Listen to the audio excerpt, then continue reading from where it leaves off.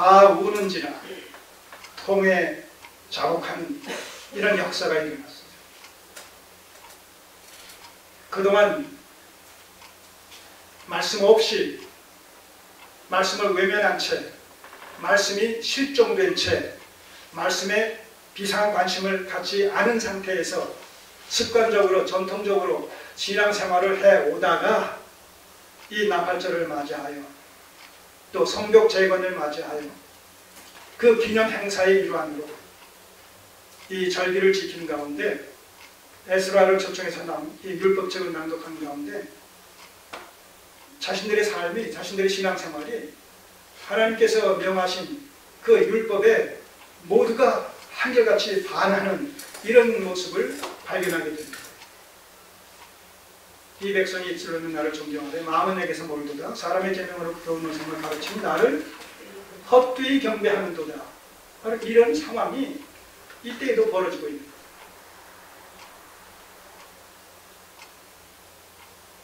그래서 정말 가슴을 치면서 회개하면서 잘못을 뉘우치면서 주의 뜻을 새롭게 분별하는 이런 그 영적인 대각성의 이런 시간을 갖게 되는 이런 상황 속에서 느헤미야와 이런 그 레위 지도자들이 오늘은 나팔절이니까 경축하는 날이니까 울지 말라. 그리고 이 나팔절을 만끽하자. 자, 이름으로 말미암아 그 회개의 그런 심령을 일단 잠잠케 했다는 것이죠. 자, 그래서 보세요. 9절에 이제 다 우는지라 백성이 율법의 말씀을 듣고 다 우는지라 총독 느헤미야와 제사장 겸 학사 에스라와 백성을 가르치는 레위 사람들이 모든 백성에게 이르기를 오늘은 너희 하나님 여호와의 성일이니 슬퍼하지 말고 울지 말라. 사람들 초청해서 함께 더불어 식탁의 교제를 이렇게 나누라. 여호와를 기뻐하는 것이 너희의 힘이니라. 자, 이렇게 위로하고 격려합니다. 이렇게 해서 일단 그 회개의 어떤 그 분위기는 일단 그 잠잠해지는 이런 모습을 우리가 보는 것이죠. 그러다가 이제 초막절을 지키게 되고 초막절을 지킬 때에도 같은 맥락 속에서 어떤 일들이 그 일주일 동안 벌어지느냐 하면 각종 이런 그 제사가 드려질 뿐만 아니라 거기에 병행해서 18절 8장 18절을 보시면 에스라는 첫날부터 끝날까지 무슨 첫날부터 끝날까지 초막절 첫날부터 끝날까지 날마다 하나님의 율법책을 낭독하고 무리가 7일 동안 절기를 지키고 제8일에 규례를 따라 성회를 열었느니라. 이렇게 해서 나팔절이 초막절이 맞춰지는데 동일하게 나팔절에 이어서 이 초막절에도 하나님의 율법책을 에스라를 통해서 낭독해야 하고 그 말씀으로 말미암아서 해석을 하고 적용을 시키는 가운데 이 이스라엘 백성들의 죄악성이 백일하에 낱낱이 드러나게 되는 것이죠. 이 연장선상에서 오늘 부장객절의 금식 집회가 거국적으로 대대적으로 지금 일어나게 된 것이다 하는 그 맥락을 이제 여러분들이 먼저 이해를 하셨으면 좋겠다는 겁니다. 그동안 참고 참았던 안타까운 죄송스러운 이런 마음들이 바로 이 7월 24일에 함께 이제 분출이 된 것이죠. 자연스럽게 누가 모이라고 하지 않았음에도 불구하고 성령이 이끌리어 하나님의 역사심으로 말미암아 회집이 되어지고 거기서 금식하며 기도하는데 단순히 금식하는 것이 아니라 금식에 어떤 일들이 동반됩니까? 굵은 배를 입고 티끌을 무릅쓰고 재를 뿌렸다는 얘기죠.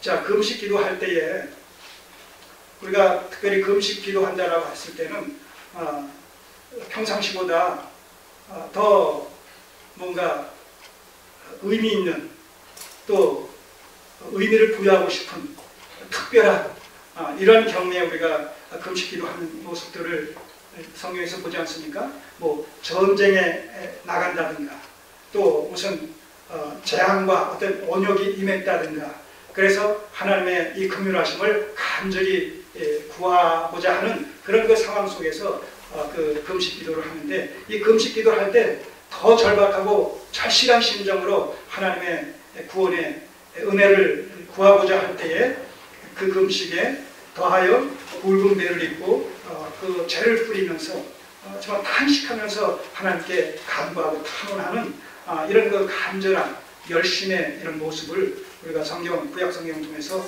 보게 되는데, 바로 이때도 그랬다는 것이죠. 자, 이런 상황을 보면서 그들이 얼마만큼 율법책을 읽었을 때, 들었을 때에 자신들의 신앙적 삶이 하나님을 섬긴다고 하는 그 신앙생활이 얼마나 형식적이고 외식적이고 그 정도에서 이탈되어 갔는지를 비로소 깨닫게 될 때 참으로 하나님 앞에 죄송스러운 마음을 금할 수가 없었던 것이죠.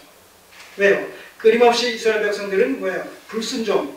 이제 이후에 이제 우리가 9장의 나머지 부분을 통해서 이제 그런 것을 역사적으로 살펴보게 될 텐데, 그 과거 역사를 돌아보게 되면 끊임없이 이스라엘 백성들은 불순종하죠. 불순종함에도 불구하고 하나님께서는 조상들과 맺었던 그 약속으로 말미암아, 그것도 은혜성을 띤 일방적으로 맺어주신 그 약속으로 말미암아서 끊임없이 저들이 불순종함에도 불구하고 하나님께서는 언약적 징계를 내릴 망정 아주 멸망시키지 않으시고 끊임없이 저들을 또 그 고통과 고난 가운데서 구원해 주시죠.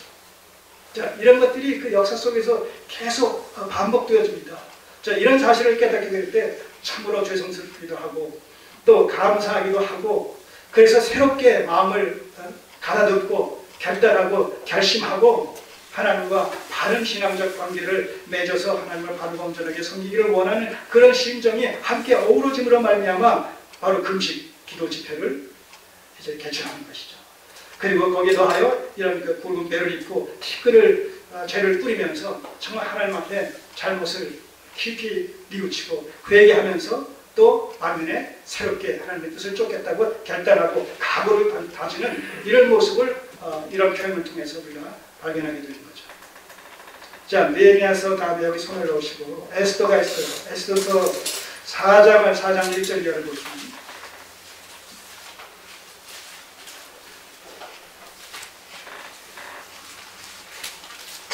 이 느헤미야서에서 금식 기도하면서 베옷을 입고 죄를 뿌리는 이런 모습이 에스더서에서도 소개됩니다.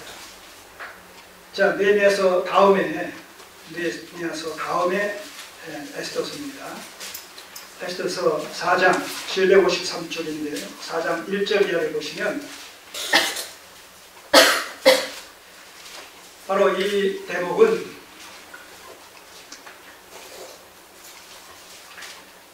이 페르시아의 아하수에로 왕 때 총리 하만이 유대인 모르드게가 자기를 공경하지 않는다고 해서, 상급자로 대우하지 않는다고 해서 불만을 품고 모르드게가 유대인이라는 것을 알고 유대인 민족 모두를 갖다 몰살시키려는 이런 그 흉계를 동적으로 꾸며서 왕의 재가를 받고 이것을 페르시아 전역에 공고를 하죠. 이제 이 소식을 전해 듣고 전해 들은 이제 모르드게가 취한 행동입니다. 자, 4장 1절이야. 모르드게가 이 모든 일을 알고 이 하만의 흉계를 다 알고 확인하고 그 옷을 찢고 굵은 배를 입으며 죄를 무릅쓰고 성중에 나가서 대성 통곡하며 대궐문 앞에까지 이르렀으니 굵은 배를 입은 자는 대궐문에 들어가지 못함이라.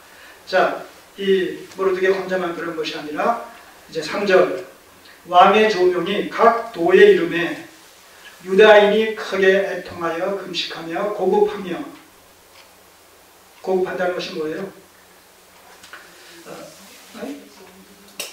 자, 그 슬픔으로 소리내어 운다는 거예요. 슬픈 마음을 가지고 소리내어 우는 걸 고급이라고 그러죠. 고급하며 부르짖고 굵은 배를 입고 죄에 누운 자가 무수하더라. 절망적인 상황 속에서 애통하면서 절박한 심정으로 하나님의 도우심을 구하는 이런 그 심정이 이런 그 모습으로 표출되는 것이죠. 금식에 더하여 베옷을 입고 죄를 뿌리면서 자신을 낮추는 가운데 하나님의 도우심을 전심으로 구하는 이런 그 심정의 발로가 바로 이 금식 기도를 통해서 이런 그 양상으로 나타나지게 되는 겁니다. 자, 다시 느헤미야서로 돌아오셔서, 자, 그렇기 때문에 지금 이 이스라엘 백성들이 이 율법을, 낭독된 율법을 듣고 자신들의 그 신앙 생활이 얼마나 말씀에서 빗나갔나, 그리고 그것이 하나님을 슬프게 또 실망을 시켜드리고 낙심시켜드리고 배역하는 행동이었나, 이런 사실을 깨닫게 될 때 그들은 금식하면서 붉은 배를 입고 정말 티끌을 뿌리면서 그렇게 회개의 기도를 하지 않을 수가 없었다는 것이죠. 오늘 우리가 드리는 회개 기도, 불순종하고 하나님 뜻대로 살지 못한 사실에 대해서 우리가 시시때때로 기도합니다. 그럴 때 우리의 기도는 어떤 모습의 기도고 어떤 심정의 이런 그 기도를 우리가 좀 드려오고 있는가 한번 돌아볼 필요가 있어요. 제 자신부터 많은 이런 그 부분이 타성에 젖어서 습관적으로 반복되어지기 때문에 큰 마음의 감동 없이 그저 당연주사에게 그래야 되지 않겠느냐, 의례적인 그런 심정으로 기도드리는 때가 참 많지 않았나, 이렇게 제 자신도 돌아보게 됩니다. 특별히 간구하는 그런 기도보다도 회개하는 이런 그 심정의 기도를 드릴 때에 더욱 우리가 이렇게 참 애통하며 하려고 해도 할 수 없는 우리의 무지와 무능과 무력함을 절감하면서 좀 하나님의 도우심이 아니고서는, 성령의 도우심이 아니고서는 참으로 하나님을 잠시도 바른 관계 속에서 섬길 수 없는 너무나 연약한 우리 자신인 것을 참 처절하게 인정하면서 하나님의 도우심을 참 구해야 되지 않겠는가. 너무나 우리의 신앙생활이 반복되다 보니까 기계적이 되고 타성에 젖은 형식적인 신앙생활, 형식적인 기도생활, 형식적인 이런 그 회개의 기도, 이렇게 전락되지 않았나, 그런 생각을 이 말씀을 상고하면서 해보게 됩니다. 그런 의미에서 우리가 다시 한번 우리 자신을 돌아보며 성찰하는 그런 계기가 될 수 있다면, 이 말씀이 당시 저들에게만 주어지고 저들이 행했던 것으로 끝나지 않고 시공을 초월해서 21세기를 살아가는 현대의 교회 성도들에게도 동일한 이런 모습으로 전달이 되지 않겠는가, 그런 생각을 해보게 됩니다. 자, 모든 이방 사람들과, 자, 이들이 금식하면서 붉은 배를 입고 티끌을 무릅쓰고 회개 기도를 하는데, 자, 회개란 말씀에 비추어서 자신을 돌아보면서 자신의 잘못을 이제 확인할 뿐만 아니라 그 잘못된 것을 버리는 것을 끝나는 것이 아니라 적극적으로 하나님의 선하시고 기뻐하시고 온전하신 뜻을 쫓아 살아가는, 결단하는, 준행하는 그런 변화되어진 삶이 뒷받침되어질 때 우리가 그것을 온전한 회개라고 할 수가 있습니다. 자, 이스라엘 백성들이 다 모여서 금식하며 붉은 배를 입고 티끌을 무릅쓰면서 회개를 했을 뿐만 아니라 그 회개의 열매로서 잘못된 것이 지적되어졌을 때 그 지적된 것을 갖다가 계속해서 반복해서 시행하는 것이 아니라 2절의 경우 하나의 실예인데 모든 이방 사람들과 절개했다는 거예요. 이 금식 기도 집회를